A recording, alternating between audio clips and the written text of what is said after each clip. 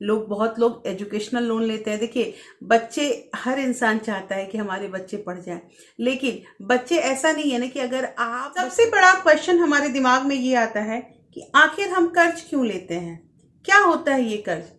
तो दोस्तों ऐसा होता है कि अगर हमें किसी भी अपनी इच्छा या किसी भी ऐसी ज़रूरत, हम इच्छा नहीं ज़रूरत भी बोल सकते हैं, को पूरा करने के लिए अगर हमारे पास तात्काल में कोई मनी पैसा नहीं रहता है, तो हम उसको पूरा करने के लिए हम किसी से लोन लेते हैं, किसी से उधार लेते हैं, इसी को कर्ज कहते हैं।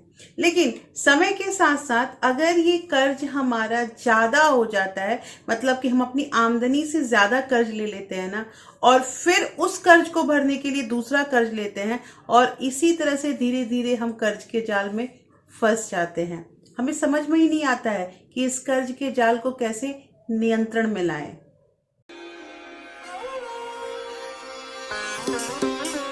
Hello everyone, welcome back to my channel real life with Tuku. कैसे हैं आप लोग? आई होप आप बहुत अच्छे होंगे और सेहतमंद होंगे, और आप लगातार मेरी वीडियो के साथ भी बने हुए होंगे।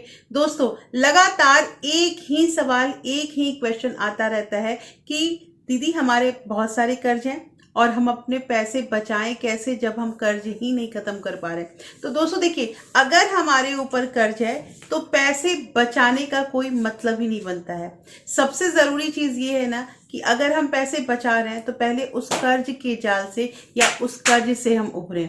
कर्ज से उभरने के लिए हमें क्या करना होगा, तो उसके लिए मैंने आपको यहाँ पे इस वीडियो में 3 स्टेप बताने हैं, और ये 3 स्टेप अगर हम आजमाते हैं तो हो सकता है कि धीरे धीरे, मैं ये नहीं कहूंगी कि पूरी तरह से, लेकिन धीरे धीरे कर्ज जो है वो हमारा खत्म, जड़ से खत्म हो सकता है। दोस्तों आज की वीडियो बहुत इंटरेस्टिंग होने वाली है, क्योंकि इस वीडियो में हम बहुत कुछ नया सीखने वाले हैं, और ये सब जानने के लिए आपको वीडियो के अंत तक जरूर बने रहने चाहिए। और दोस्तों अगर आप लोगों ने अभी तक रियल लाइफ विद टुकू को सब्सक्राइब नहीं किया है, तो आपसे ये एक नम्र निवेदन है कि प्लीज सब्सक्राइब कर लीजिए अपने इस चैनल को, और साथ में जो बेल आइकन है उसे भी जरूर प्रेस कर दीजिएगा, ताकि ऐसे ही इंटरेस्टिंग वीडियो की नोटिफिकेशन आपको मिलते रहे। दोस्तों वीडियो पसंद आए तो एक लाइक जरूर कर दीजिएगा। तो चलिए स्टार्ट करते हैं वीडियो को। सबसे पहली चीज यहाँ पे ये आती है, ये फर्स्ट स्टेप है। अगर आपको कर्ज वाकई खत्म करना है तो आप एक पेपर में आपके क्या क्या लोन है, क्या क्या कर्ज है, उसको 1 2 3 करके लिखिए। दोस्तों देखिए, ये जो चीज बता रही हूँ ना, ये चीज मैंने इम्प्लीमेंट किया है, और मैंने अपने ऊपर इम्प्लीमेंट करके बहुत फायदा हुआ है। और मैं आपको जो ये तरीका बता रही हूँ, इस तरीका को एक बार जरूर ध्यान से सुनिएगा। देखिए, आप एक पेपर में आपने जो जो चीज की, जैसे कि मान लीजिए इसमें लोन के साथ साथ जैसे हमारी ईएमआई चलती रहती है ना, जैसे हम छोटी छोटी चीजें भी लेते हैं, जैसे मान लीजिए फ्रिज ले लिया, टीवी ले लिया और वो ईएमआई पे कर लिया। किसी ने हेल्थ इंश्योरेंस कराया है तो उस हेल्थ इंश्योरेंस का जो पैसा है उसको भी ईएमआई बना दिया, होता है, लोग करते हैं। तो आप इन सारे चीजों को एक पेपर में नोट डाउन कीजिए। पहला आपका जो उसमें जो टेबल बनेगा, उसमें पहले में आपका आएगा कि आपका किस किस चीज का लोन है। दूसरा आपका जो होगा कॉलम, उसमें आएगा कि आप कितना ईएमआई देते हैं, मतलब हर मंथ में आपका, बेशक वो 500 रुपए का भी अगर ईएमआई जाता है उसको नोट डाउन कीजिए। उसके बाद नेक्स्ट जो आपका कॉलम है, उस कॉलम में आप लिखोगे कि आपका टेन्योर कितना है, मतलब कितने दिन तक आपको इन पैसों को देना है, 9 महीने, 10 महीने, या फिर 10 साल, 20 साल, जैसे भी आपका लोन है उसके अकॉर्डिंग। और लास्ट के कॉलम में आपने लिखना है कि आप उसमें कितना इंटरेस्ट दे रहे हो, मतलब कि आपका जितना पैसा आपने लोन लिया है उस पर कितना बैंक आपसे और इंटरेस्ट ले रहा है। ये 4 कॉलम आपने बनाने हैं। और उसके बाद क्या करना है कि आपको ये पूरा जो आपका जो भी बना, मतलब मान लीजिए 4 या 5 लोन बन जा रहा है, एक टीवी का बन गया, एक हमने बहुत लोग क्या करते हैं ना कि जैसे क्वार्टर में फीस जाती है ना बच्चों की, तो क्वार्टरली जो फीस होता है वो भी दे देते हैं क्रेडिट कार्ड से, और उसकी ईएमआई बना लेते हैं। देखिए, जिसको जैसे सुविधा लगता है ना, जिसके पास जैसे पैसे आते हैं वो वैसे ही अपना घर चलाता है। इसमें तो मैं कोई कमेंट ही नहीं कर सकती हूँ कि ऐसा जरूरी नहीं है ना कि मान लीजिए 1 से 10 के बीच में हमारा अगर फीस जाता है, 1 से 10 के बीच में अगर हमें किराया देना है, तो जरूरी तो नहीं है कि हर इंसान की जो सैलरी होती है वो 1 से 10 के बीच में ही आती है। बहुत लोग ऐसे हैं जिनकी सैलरी 15 को आती है, 20 को आती है, ऐसे करके आती है। किसी किसी की तो ऐसी है कि महीने के एंड में पैसे आती है। तो हर इंसान तो अपना जो घर है वो उसी के अकॉर्डिंग चलाता है ना। तो कहना यहाँ पे ये है दोस्तों कि सबसे पहली चीज कि आपने ये लिस्ट बना लेनी है। उसके बाद अब आपको करना क्या है, सेकेंड स्टेप इसमें ये है कि आप देखोगे कि सबसे कम इंटरेस्ट वाला, देखिए सबसे कम इंटरेस्ट वाला नहीं, यहाँ पे ये इंटरेस्ट नहीं बोलेंगे, सबसे कम जो ईएमआई वाला है वो क्या आपका लोन है। जैसे मान लीजिए कि हमने घर में टीवी लिया, हमारी टीवी जो है वो 35,000 की है और हमने 3-3 हजार रुपए का ईएमआई बना दिया। तो 3,000 रुपए की जो ईएमआई जा रही है वो सबसे कम जा रही है। तो सबसे जरूरी चीज है कि आप ये 3,000 वाले जो ईएमआई है इसको पहले खत्म करने की कोशिश कीजिए। मतलब कि आपका जो, आपको कहीं से भी अगर पैसा बच जाता है, मान लीजिए 3,000 रुपया आप दे रहे हैं, आपने किसी तरह से इस मंथ में 1,000 रुपया और सेविंग कर ली, तो अब आप 3,000 नहीं, उस मंथ में आप 4,000 रुपये दे देंगे।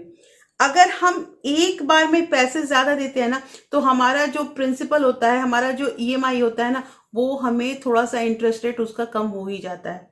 तो ऐसे करके जो हमारे पास हमारा जो भी, जैसे ये 35,000 की जो मैंने बात करी, वो अगर हमारा 12 महीने का ईएमआई बन गया, और आजकल कार्ड वालों ने बहुत सारी फैसिलिटी दे रखी है, नो कॉस्ट ईएमआई, मतलब कि किसी भी तरह का उसमें आपको एक्स्ट्रा एडिशनल मनी देने की जरूरत नहीं है। कार्ड अगर हमें सुविधा देगा तभी तो मुझसे परचेज करेंगे। लेकिन आपने क्या करना है कि अगर आपके पास पैसे बचते हैं ना, सबसे पहले जो छोटा ईएमआई वाला जो आपका कर्ज है उसको पहले खत्म कीजिए। अब उससे फायदा क्या होगा, ये क्वेश्चन आएगा। फायदा ये होगा कि अगर हमने उस कर्ज को पहले खत्म कर दिया, तो अब हमारा जो दूसरा असेंडिंग ऑर्डर में हमने जो पेपर में लिखा था वो सजाया है, तो दूसरा जो है उसमें भी हमारा वो 3,000 या 4,000 रुपया वाला जो है वो ऐड होते होते हम दूसरा जो ये हमारा कर्ज है उसको भी खत्म करने में लग जाएंगे।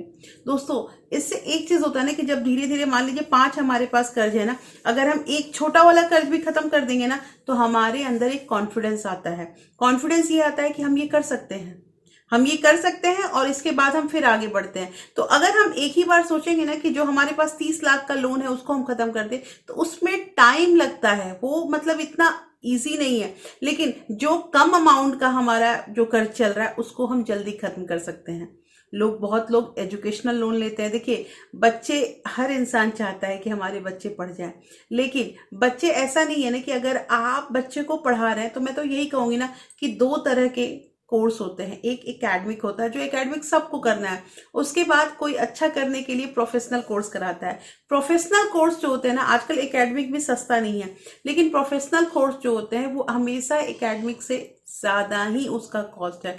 आजकल दोस्तों देखिए, अगर आपको इंजीनियरिंग करना है, 35 लाख 40 लाख ऐसे करके कॉलेज वाले मांगते हैं। आप स्कूल की ही बात करें, स्कूल में भी किसी भी तरह का आपको मर्सी नहीं दिखाया जाएगा। आपने इतना पैसा बोल दिया गया है, पेरेंट कहीं से भी लाए, 7-7 हजार 10-10 हजार की जो बुक्स वगैरह होते हैं वो आते हैं, फिर यूनिफॉर्म का खर्चा। एक पेरेंट पे कितनी चोट लगती है, यही मार्च और अप्रैल के महीने में कितनी चोट लगती है। लेकिन हर पेरेंट करना चाहता है। क्यों करता है? ऐसा भी है कि बहुत लोग मजबूरी में करता है, और बहुत लोग ये भी समझते हैं ना कि ये कोई मतलब फिजूल खर्च नहीं है, ये करना ही पड़ेगा, ये हमारा आवश्यक खर्चा है। तो दोस्तों कहना यहाँ पे ये है कि इसके लिए लोग क्या करते हैं, हम लोन की बात कर रहे थे, एजुकेशनल लोन ले लेते हैं जब उनको प्रोफेशनल कोर्स कराना होता है। तो एजुकेशनल लोन जो होता है ना, देखिए लोन किसी भी तरह का वो कभी भी अच्छा नहीं होता है, और जब भी हमारा लोन हमारी आमदनी से ऊपर उठ जाता है ना, तो ये कर्ज जी का जंजाल बन जाता है। और समझ में तब आता है जब हम पूरी तरह से मतलब तनाव में रहने लगते हैं, परेशान रहने लगते हैं। तो कहना यहाँ पे ये है कि जब आपको सेविंग तभी से स्टार्ट करनी है ना, जब आपका बच्चा बॉर्न हो रहा है। आप उसी समय से अगर थोड़ी थोड़ी सेविंग करने लगेंगे, आप, जरूरी नहीं है, पहले के जमाने में लोग जो घर में बेटियां होती थी ना, तो जैसे बेटी का जन्म हुआ वैसे ही पैसे सेव करने लगेंगे कि उसकी शादी में दे देंगे। आजकल जमाना चेंज हो गया है, नहीं शादी में खर्च तो और ज्यादा होने लगा है पहले से। लेकिन ऐसा है कि आजकल लोग बेटियों की शादी से ज्यादा बेटियों की पढ़ाई, बेटों की पढ़ाई में लगा देते हैं, कि अगर हम इसे पढ़ा देते हैं और ये कुछ बन जाता है ना, ये कुछ बन जाती है, तो हमें मतलब जिंदगी भर सोचना नहीं पड़ेगा। ये देखिए सोच में कितना डेवलपमेंट आया है लोगों के। हर इंसान अपने बच्चों के बारे में अच्छा सोचता ही है। तो दोस्तों अगर हम उसी समय से थोड़ी थोड़ी सेविंग करने लगेंगे ना, तो हो सकता है कि हमें एजुकेशनल लोन, जब हमारा बच्चा 15 साल 20 साल का होता है, तो हमें एजुकेशनल लोन लेने की जरूरत नहीं होगी। और मैंने पहले भी कहा कि लोन कोई भी अच्छा नहीं होता है। अब यहाँ पे एक और चीज है कि होम लोन की बात कर ली हमने हमने एजुकेशनल लोन की बात कर ली। अब बहुत लोग जो है ना पर्सनल लोन के चक्कर में पड़े हुए हैं। पर्सनल लोन कैसे लेना पड़ता है? देखिए आजकल पैसे ना, कर्ज जो है वो बहुत इजीली मिल जाता है। पहले के जमाने में बहुत सारे आपको डॉक्यूमेंट दिखाने होते थे, तब बैंक वाला अग्री होता था। और जब लोगों का लोन सैंक्शन हो जाता था ना, जब उनको पता चल जाता था कि अब लोन मिल जाए, लोग मिठाइयां बांटते थे। पहले ऐसा था।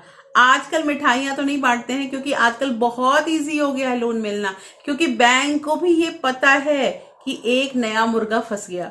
तो कहना यहाँ पे ये है दोस्तों कि लोन लीजिए, सोच समझ के लीजिए। पर्सनल लोन की बात जहां हम कर रहे हैं, वहां पे रेट ऑफ इंटरेस्ट जो होता है वो हमेशा ज्यादा होता है। तो बाई चांस अगर आपके ऊपर पर्सनल लोन का है, आप उस ट्रैप में फंसे हुए हैं, तो अब यहाँ पे जो हमने पेपर में सारा कुछ लिखा था ना, तो सबसे जरूरी चीज ये हो जाता है कि जब हमारे पैसे बच रहे हैं, तो पर्सनल लोन वाला जो डिपार्टमेंट है, या हमने क्रेडिट कार्ड से अगर कोई लोन लिया है, उसको खत्म करें। दोस्तों देखिए, धीरे धीरे अगर हम स्टेप करेंगे ना, और कहा जाता है ना कि बूंद बूंद से ही घड़ा भरता है, वो बात बिल्कुल सही है।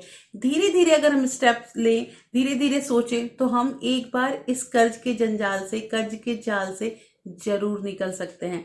लेकिन इसके लिए हमें हिम्मत रखनी होगी, थोड़ा सा हमें जो है वो धैर्य रखना होगा, और साथ के साथ हमें अपना बुद्धि, अपना दिमाग भी अप्लाई करना पड़ेगा। सबसे पहली चीज लास्ट में मैं यही कहूंगी कि कर्ज ना जरूरत हो ना आपको, मतलब कि ऐसा नहीं है, दिखावे के लिए बहुत लोग कर्ज ले लेते हैं।